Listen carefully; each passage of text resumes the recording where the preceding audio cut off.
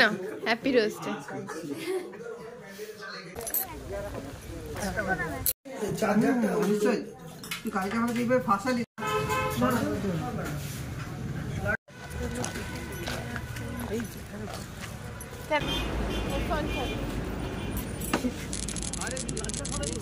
Hello and welcome back to my channel blogger Pallabi Das. কথায় আছে শুনেছো তো, উঠলো বাই কটক যাই, সেরকমই আমরা যেখানে ইচ্ছা হয় সেখানেই চলে যাই। তো আজকে ব্লগটা হবে অনেকটা বড়, তার কারণ হচ্ছে আজকে আমি দেখাচ্ছি একদম রেডি থেকে যাওয়া থেকে আসা পর্যন্ত পুরোটাই। তো তোমাদেরকে ব্লগটা একটু ধৈর্য ধরে দেখতে হবে। তো চলো, কী কী নিয়ে নিয়েছি সাজার জন্য দেখেছো তো, এইবার দেখে না আমি সেজেও নিয়েছি, মানে সেকেন্ডের মধ্যে হয়ে যায় এগুলো।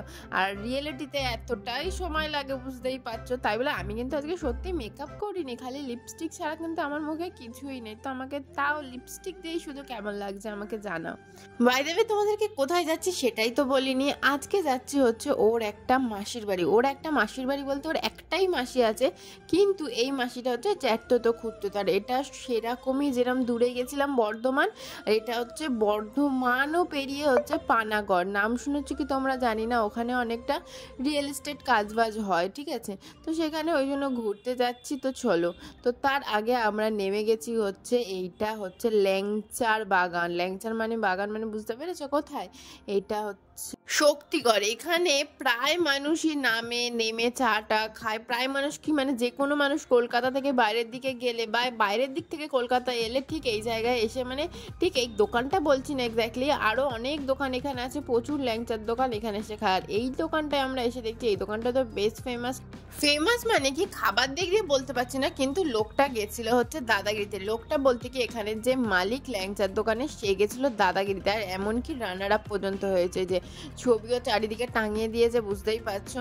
তো তারপরে আমরা নিয়ে নিলাম হচ্ছে খাবারের জন্য খাস্তা কচুরি আর হচ্ছে এইটা ভেজিটেবিল চপ। তো ভেজিটেবিল চপটা খেয়ে রেখেছিলাম, মানে আমি একটু ওর থেকে চেয়ে নিয়েছিলাম। আমি আমার জন্য নিয়েছিলাম হচ্ছে খাস্তা কচুরি। খাস্তা কচুরিটাও এমন কিছু মানে খাস্তা ছিল না, মানে ভালো ছিল না, কারণ এতটাই ভিতরে পোটিং তো একদমই ছিল না। খালি বাইরেরটায় এতটা কি দেয় জানি না, কিনা ময়দা ময়দা টেস্ট, পুরো একদমই ভালো ছিল না। কিন্তু ওদের মানে ও যেটা নিয়েছিল ভেজিটেবিল চপ, ওটা মোটামুটি টেস্ট ছিল, ঝাল ঝাল, তাই ওর থেকেও নিয়ে একটু খেয়ে নিয়েছিলাম। তো দেখো, আমার চাটনি দিয়ে খেতে খুবই ভালো লাগে, কিন্তু খেয়ে কোনো মজা পেলাম না, কারণ কোনো টেস্ট নেই। তাই জন্য আবার ওর থেকে, ওর হাত থেকে, যে ও খাচ্ছিল ওর হাত থেকেও কেড়ে খেয়ে নিয়েছি। খেয়ে নিয়ে তারপরে ভাবলাম যে কি আর একটু কিছু খাওয়া যাক। তো তারপরে একটা সিঙ্গারাও খেয়েছিলাম, সেটা তোমাদেরকে আর দেখাইনি। আর নিয়ে নিয়েছিলাম এই চিপসটা। আর এই তিনটে জিনিস খাওয়ার পরেই আমার পেটটা হয়ে গেছিলো খারাপ, কারণ চিপসটা নিয়েছিলাম 20 টাকার বড় চিপসটা, ভেবেছিলাম সবাই খাবে, দেখি কেউ খেলো না। কারণ ভাই তার আগে একটা বড় চিপস খেয়ে নিয়েছে, ভাই খেলো না, আর ও চিপস খেতে ভালোবাসে না অতটা, তাহলে খাবেটাকে বলো তো? তাই জন্য আমি গোটা বড় চিপসটা নিয়ে ফাঁদে পড়ে গেছি, পুরো খুলে পুরোটা খেয়ে নিয়ে। আর পেটটা এত কষ্ট হচ্ছিল, তারপরে ওখানে গিয়ে সেরকম কিছুই খাইনি। তো এই দেখো এসে গেছি ওখানে, এই যে দাঁড়িয়ে আছে পিসমশাই। তো চলো এবারে ভিতরে গিয়ে তোমাদেরকে দেখাচ্ছি, কিন্তু ভিতরে গিয়ে কি দেখাবো, এত অন্ধকার যে একদম কিছুই দেখা যাচ্ছে না, কারণ তখন বেজে গেছিলো রাত 10টা। আর এটা হচ্ছে গ্রামের দিক, পানাগড় মানে হচ্ছে এটা গ্রাম। তো তখন ওখানে গিয়ে কোনো দোকানই খোলা ছিল না, তোমাদেরকে কি আর দেখাবো। তাই জন্য ভাবলাম চলো ঘরের ভিতরটা একটুখানি দেখাই, আর কি খেলাম রাতে খালি ওটা দেখাই, দেখি আর আজকে মতো স্টপ করি, আর কালকে সকালে তোমাদেরকে পুরোটা দেখাবো। তো এই যে আমি ঢুকে গেছি ভিতরে, আর এই যে তোমাদের হাত দেখাচ্ছি, মানে তোমাদেরকে এখানেই স্টপ করবো না, এখানে দিয়ে তোমাদেরকে দেখাবো যে কি খেলাম, সেটা দেখেই আজকের মতো, মানে আজকের মতো শেষ করব না, মানে সেদিনকে রাতেরটা শেষ করবো, আর সকালে উঠে তোমাদেরকে পুরো ঘর বাড়ি সব দেখাবো। আর এই যে এনাদেরই বাড়ি ছিল, তো ওখানে গিয়ে সেরকম কিছু যেরকম বলেছিলাম খাইনি, তো পেয়ে গেছিলাম হচ্ছে 2-4টে রসগোল্লা, সেটা হচ্ছে তাও কিরম টেস্ট ছিল শুনে নাও। এটা খেয়েই আজকে ডিনারটা শেষ করেছিলাম। একেবারে গরম গরম রসগোল্লা। তো এই গরম গরম রসগোল্লা খেয়ে রাত্রিটা শেষ করেই সকালবেলা অনেকটা এনার্জেটিক হয়ে গেছি, কারণ পেট খারাপ একদম শেষ, সেরকম কিছু আর খাইনি বলে রাতের বেলা। তারপরে সকালবেলা উঠে বেরিয়ে পড়েছি আবারও খাবার উদ্দেশ্যে।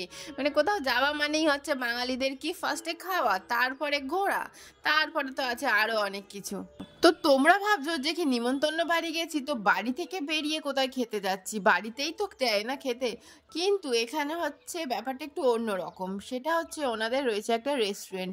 আর এই রেস্টুরেন্টটা একেবারে স্কুলের ঠিক পাশে। এই দেখো, ওই জন্য স্কুলের অনেক ছেলে মেয়েদের তোমরা দেখতে পাচ্ছ, ছেলে মেয়েদের ঠিক না, এটা হচ্ছে গার্লস স্কুল, ওই জন্য শুধু মেয়েদেরকেই দেখা যাচ্ছে। তো এই দেখ, এই যে এই রেস্টুরেন্টটা, এটা হলো ওনাদেরই রেস্টুরেন্ট, মানে যাদের বাড়ি এসেছি। তো এসে দেখছি একেবারে রুটি গরম গরম তৈরি হচ্ছে। তো রুটিটা দেখেই লোভ লেগে গেছে। তো প্রথমে গিয়ে মানে ভাবতে গেছিলাম যে পেটাই পরোটা যদি থাকে সেটাই খাবো, কারণ পেটাই পরোটা তো আমার একদম সকালের ফেভারিট খাবার। তো গিয়ে দেখলাম না, পেটাই পরোটা নেই, আর হচ্ছে গরম গরম রুটি। তাহলে বাদ দাও, পেটটা কাল রাতে খারাপ ছিল, তো আজকে সকালে উঠে কি খাওয়া উচিত? অবশ্যই রুটি। তো রুটির সাথে ভেবেছিলাম দেবে ঘুগনি। তো ঘুগনির কথা হয়েও ছিল, তারপরে শুনলাম যে কি পাওয়া যায় নাকি তড়কা। সকালবেলা তড়কা, রাতে তড়কা হয়, তো সকালে যে তড়কা হয় তা তো আমার জানা ছিল না। তো তারপরে ওখানে বসার পরে কিছুক্ষণ বাদে দিয়ে দিল তড়কা আর রুটি। কিন্তু তার আগে আমাদেরকে মেনুটাও দেখতে দিয়েছিল, বলেছিল এখান থেকে যেটা ইচ্ছা তোমরা খেতে পারো। মানে ভাবতে পারছো, এটাই সুযোগ, অনেক কিছু খাওয়া যাবে। কিন্তু সকালবেলা কি কেউ খায় অনেক কিছু? তাই জন্য রুটি আর তরকারি খেয়েছিলাম। আর মেনুটাতে দেখলাম খুব ভালো ভালো, মানে একেবারে কলকাতা স্টাইলের সব খাবার দাবার, মানে কোনো কিছু বাদ ছিল না। ফ্রাইড রাইস, বিরিয়ানি থেকে সবই ছিল। মানে সকালবেলা আমি যদি বলতাম যে বিরিয়ানি খাবো তাহলে সেটাও হতো। তো তার নমুনা তোমাদেরকে দেখাচ্ছি, দাঁড়াও। এই যে এরা খাচ্ছে চাউমিন, তাও চিকেন এগ চাউ সকালবেলা। এটা আবার কোনো রেস্টুরেন্টে পাওয়া যায় নাকি এত সকাল সকাল? আমরা হচ্ছে বিনা পয়সার খদ্দের, বিনা পয়সার খদ্দেরদের জন্য এত কিছু, বুঝতে পারছো? যেহেতু অতিথি হলে বুঝতে পারছো, বিনা পয়সার খদ্দের হলেও কোনো ব্যাপার না, এত কিছু পাওয়া যায়। কিন্তু এদের এই চাউমিন খাওয়া দেখে আমারও একটু লোভ লোভ লাগছে। কিন্তু কি করব, দুঃখের বিষয়, কাল রাতে হয়েছিল পেটটা খারাপ, এইসব তো খাওয়া যাবে না। তো খেয়ে দিয়ে বেরিয়ে পড়লাম আরও একটা জায়গায় যাওয়ার জন্য। সেখান দিয়ে চলে গেছিলাম আরও একটা জায়গায়, সেটা দেখার জন্য তোমাদেরকে অবশ্যই একটু ওয়েট করতে হবে। তো দেখো, গ্রাম এলাকা বলেছিলাম, তার মধ্যে ভাবছো এত বড় বড় বিল্ডিং কি করে হয়? কারণ হচ্ছে এইটা হচ্ছে NSHM কলেজের পাশে এই বিল্ডিংগুলো। NSHM কলেজ মানে বুঝতেই পারছো, বিশাল হাইফাই কলেজ। তো তার পাশে তো এত বড় বড় বিল্ডিং থাকবে। আর বলেছিলাম এটা অনেকটা রিয়েল এস্টেট জায়গা।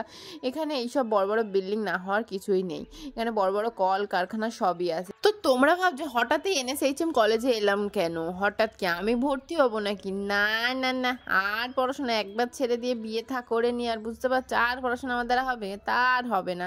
তো এসেছিলাম হচ্ছে, তার কারণটা হচ্ছে এখানে যে বোনটাকে মানে কালকে দেখিয়েছিলাম তোমাদেরকে কাল রাতে, সেই বোনটা এই কলেজে পড়ে।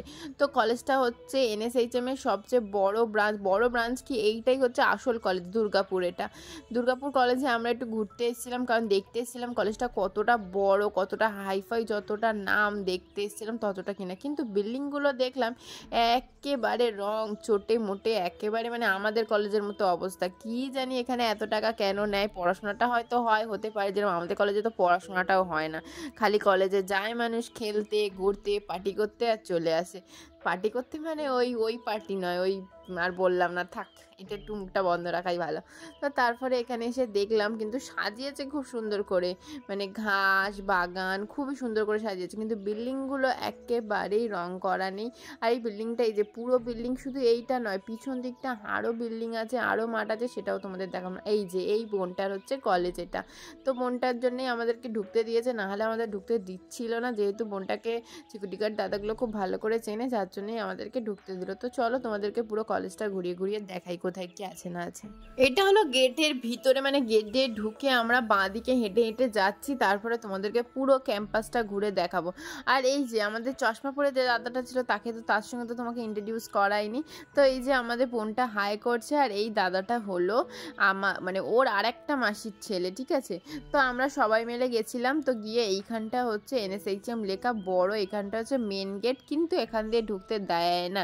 এটা নাকি হসপিটালে ঠিক এমার্জেন্সি যেরকম হয় ঠিক সেরকম টাইপের। তো বাগানটা কিন্তু সত্যি অসাধারণ সাজানো, কিন্তু কলেজটা একটু মানে রং চটে গেছে, এটা হবেই, কারণ অনেক দিনের কলেজ, আর হচ্ছে এত বড় মেনটেন করাটা কিন্তু মুখের কথা নয়। তো চলো পুরোটা তোমাদেরকে ঘুরে দেখাই। ভিতরটা কিন্তু সত্যি খুবই সুন্দর। বাইরে থেকে দেখে মনে হচ্ছিল যেন কলেজটার মধ্যে কিছুই নেই, কিন্তু আছে অনেক কিছু। তো সেটা চলো আমরা দেখে নিই। তো ভিতরে ছিল একটা বড় বটগাছ, আর এইখানে মেন জায়গা আমাদের কিচেন। এখানে বুঝতে পারছো কলেজে, মানে বুঝতে পারছো NSHM কলেজ মানে সব রকম ম্যানেজমেন্ট আছে। এটা হচ্ছে হোটেল ম্যানেজমেন্টের জায়গা। এখানে আমরা চলে আসলাম, তারপরে একটা সেফকে দেখতে পেলাম, ভাবলাম তোমাদেরকে একটু সেফকেও দেখাই। কিচেন দেখাবো, সেফ দেখাবো না? তো চলো এবার এখান থেকে বেরিয়ে যাচ্ছি আরও একটা মাঠ দেখতে, কারণ এখানে এত বড় বড় মাঠ তোমরা তো বাইরে থেকে থেকে দেখে ভেবেছিলে যে হয়তো বিল্ডিংটা, তোমরা কি, আমিও ভেবেছিলাম নর্মাল বিল্ডিং, তারপরে তো ভিতরে গিয়ে দেখছি বাপরে বাপ কি বড় বড় মানে মাঠ, ঝিলটা দেখেছো, এত সুন্দর ঝিল। আর এই জায়গাটা থেকে মনে হচ্ছে রীতিমতো আসতে একদমই ইচ্ছা করছিল না, এত সুন্দর হাওয়া দিচ্ছিল, মনে হচ্ছে না কোনো নদীর পাড়ে বসে আছি। মানে দীঘায় গেলেও এত সুন্দর মানে হাওয়া পাওয়া যাবে না। তারপরে বোনটা বলছিল ওই যে পুকুরের ওপারটা, ওই পারটা হচ্ছে গার্লস কলেজ আর এই কারটা হচ্ছে বয়েজ কলেজ। মানে বুঝতে পারছো কতগুলো ভাগ কলেজে, মানে বিশাল বড় কলেজ। বাইরে থেকে দেখে মনে হচ্ছিল যেন ওই যে একটা বড় বিল্ডিং, কিন্তু এখানে যে মানে কোথা দিয়ে কোথায় যাচ্ছে আমি তো পাজল হয়ে যাচ্ছি। আমাকে যদি বোনটা না নিয়ে আসতো, মানে আমাদেরকে, আমি তো রীতিমতো আসতে পারতাম না, ওরা হয়তো চলে আসতো, কিন্তু আমি একদমই আসতে পারতাম না। তারপরে হেঁটে হেঁটে চলে যাচ্ছি, এইবারে চলে যাব হচ্ছে বাড়ি, কারণ পুরো কলেজটা ঘোরা হয়ে গেছে, ক্যাম্পাস থেকে শুরু করে সবই দেখে নিয়েছি। আর ক্যান্টিনটা তোমাদেরকে দেখাইনি, এখানে ক্যান্টিনে মানুষজন এত খাচ্ছে, তোমাদেরকে দেখা দেখে আমার যদি লোভ লেগে যায়, খিদে পেয়ে যায়, ওই জন্য আর দেখাইনি, কারণ গন্ধ তো মারাত্মক দিচ্ছিল। তারপরে ওখান থেকে তোমাদেরকে সব দেখে বেরিয়ে পড়লাম বাড়ির দিকে। আর বাড়ির দিকে যাওয়ার পথে কি ভাবছো, আরো কিছু দেখাবো? আর কি দেখাবো, চলো বাড়ি গিয়ে খাওয়া দাওয়া করে এবার বাড়ি যেতে হবে, আর কিছু দেখতে হবে না, চলো। তো এই দেখো বাড়ি চলে এসছে, আর এখানে পাপা এখানেও শুরু করে দিয়েছে টিভি দেখা। ঘরে যেরকম সারাক্ষণ টিভি দেখে, এখানেও টিভি দেখে, কারণ পাপা না টিভি দেখতে খুব ভালোবাসে। আর এদিকে হচ্ছে রান্না, তো এদিকে মা আর মাসি মিলে রান্না করছে। এখানে মাংস তো হয়ে গেছে, এবার শুধু গরম মশলা দেওয়ার পালা। তো গরম মশলা দেওয়াও হয়ে গেছে, আর সবাই খেতেও বসে গেছে। তো সবাই খাচ্ছে, আর আমিও নিয়ে নিয়েছি খাবার। তো খাবারে কি কি হয়েছে চলো তোমাদেরকে এবার মেনুটা দেখাই। এই যে ভাত আর বাঁধাকপি, এই যে বাঁধাকপি আলুর তরকারি, এটা ছোট্ট একটু আলুর চকা ছিল, ডাল, আর এইটা হচ্ছে তোমার কি বলে মাছের তেলপোটার তরকারি, আর এইটা হচ্ছে মাংসর ঝোল, যেটা খেতে আমার খুব ভালো লাগে। মাংস হলে আর কি চাই আমার জীবনে বলো তো, সে মুরগি, খাসি, দেশি মুরগি যাই দাও। তো তোমাদেরকে মাংসটা ভেঙে দেখাই। মাংসটা না অ্যাকচুয়ালি ভালো ছিল না, মাংসটা খেতে ভালো হয়েছিল ঝোলটা, কিন্তু মাংসটা অ্যাকচুয়ালি ভালো ছিল না। মাংসটা যদি ভালো হতো না, মাংসের ঝোলটা খেতে আরও ভালো লাগতো, কারণ আমি একটু খুঁতখুঁতে আছি জানো, রান্না ঠিকঠাক না হলে আমার বেশ ভালো লাগে না। আর আলুটাও ছিল একটু শক্ত, তার কারণটা হচ্ছে আলুটা হচ্ছে নতুন আলু ছিল, তার জন্যই। তো খাওয়া শেষ করে চলে গেলাম ছাদে। তো ছাদে দেখলাম কেউ নেই, আর আজকে হচ্ছে কি রোজ ডে, তো তার জন্য আমাকে কি করতে হবে, আমাকে তো একটা রোজ দিতেই হবে আমার বরবরকে। কিন্তু কি করে দেবো, এরম একটা লোকের বাড়ি এসে একটা গোলাপ ছিঁড়ে নেওয়া তো বাজে দেখায়। যে এত সুন্দর সুন্দর গোলাপ ওরা বানিয়ে রেখেছে, সাদা গোলাপগুলো দেখেছো, মানে অসাধারণ। কি করে যে মেনটেন করে আমি জানি না। আমি ভাবছি আমি এবার একটা গোলাপ গাছ বসাবো, তাহলে আর কারুর মানে বাড়ি গিয়ে তোমাকে ছিঁড়ে নিয়ে দিতে হবে না।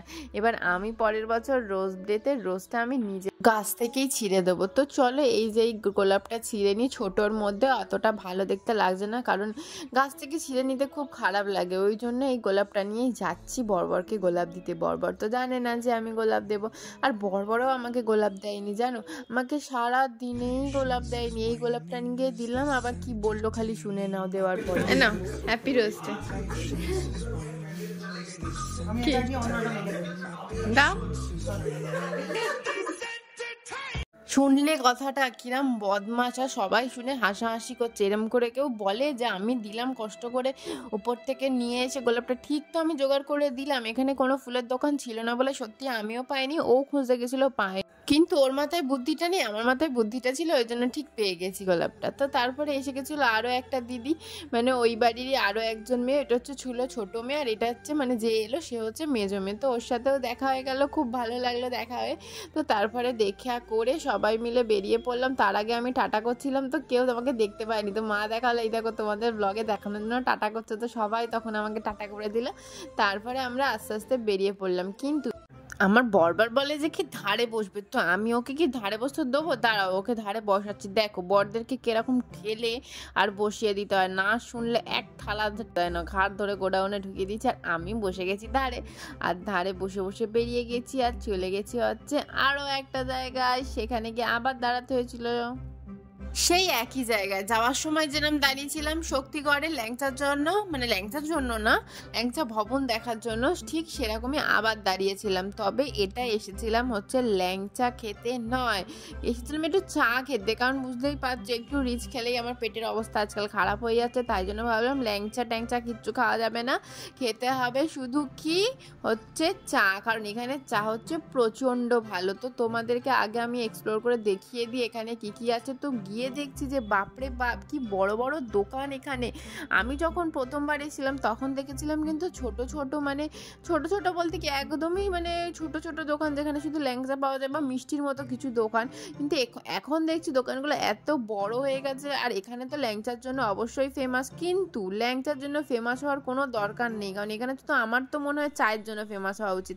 কারণ এখানে এটা 10 টাকার চা, কিন্তু এটার দাম আমার তো মনে হয় 50 টাকা হওয়া উচিত, কারণ এতটা ভালো খেতে এখানে চাগুলো, মারাত্মক ভালো। কিন্তু এখানে যে কারণে ফেমাস সেটা একদমই ভালো না, সেটা হচ্ছে ল্যাংচা, যেটা একদমই খাওয়া যায় না, এত বিচ্ছিরি হয়ে গেছে। কিন্তু আজ থেকে 5-6 বছর আগে প্রথম যখন এসেছিলাম তখন কিন্তু ল্যাংচার টেস্ট মানে মারাত্মক ভালো ছিল, যেটা এখন এখানে একদমই পাবে না। তো তারপরে ভাই ডাকলো, বললো যে কি চলো গিয়ে আমি একটা মোমো অর্ডার দিয়ে এসেছি, সেই মোমোটা খেতে যাব। তো ওখানেও একা একা যেতে পারছিল না, কারণ অনেকটা দূরেও ছিল, হেঁটে অনেকটা যেতে হয়েছিল। গিয়ে আসলে ও কখন মোমোটা অর্ডার দিয়ে চলে এসেছিল, হঠাৎ যাবো তো বটে, কিন্তু মনে মনে ভাবছি মোমোটা অর্ডার দিয়েছে আমাকে এক পিস হাতেও দেবে তো চলো, কিন্তু ছেলের মনটা ভালো দেয় তো চলো যাবো যখন একটা মোমোও খেয়ে নেবো। তো ঢুকে পড়লাম ভিতরে, আর এসে দেখছি প্লেট ঢাকা দিয়ে একেবারে তৈরি করে রেখেছে মোমোটা।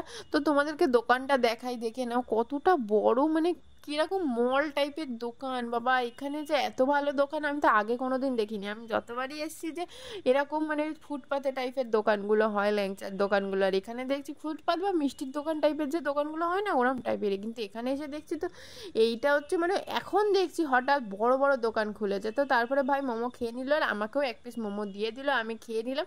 কিন্তু অতটা ভালো লাগেনি, কারণ হচ্ছে ভেজ, মানে বুঝতে পারছো যেখানে চিকেন নেই মিট নেই সেখানে কি করে আমি ভেজ খাই, ভেজ হলেই তো আমার ভালো লাগে না।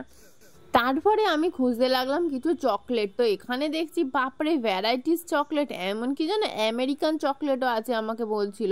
লাস্টে আমি দেখলাম, তারপর দামটা শুনে পালিয়ে এলাম। বলে এই যে লম্বা রঙের দেখতে পাচ্ছ স্কাই কালারের, এই চকলেটটার দাম নাকি 300 টাকা, মানে ভাবতে পারছো, বলছে নাকি এটা আমেরিকান চকলেট। তারপরে খেয়ে দেখবো যে ইন্ডিয়ান চকলেটও এর কাছে ফেল, তার থেকে ভালো বাবা না খাওয়াই ভালো, এই টাকায় আমি নিয়ে গিয়ে বিরিয়ানি খাওয়া এর থেকে অনেক ভালো। কিন্তু এই টেডি চকলেটটা দেখে খুব কিউট লাগছিল, মনে হচ্ছিল টেডি দিতে যদি এটা পাওয়া যায় খুবই ভালো হয়।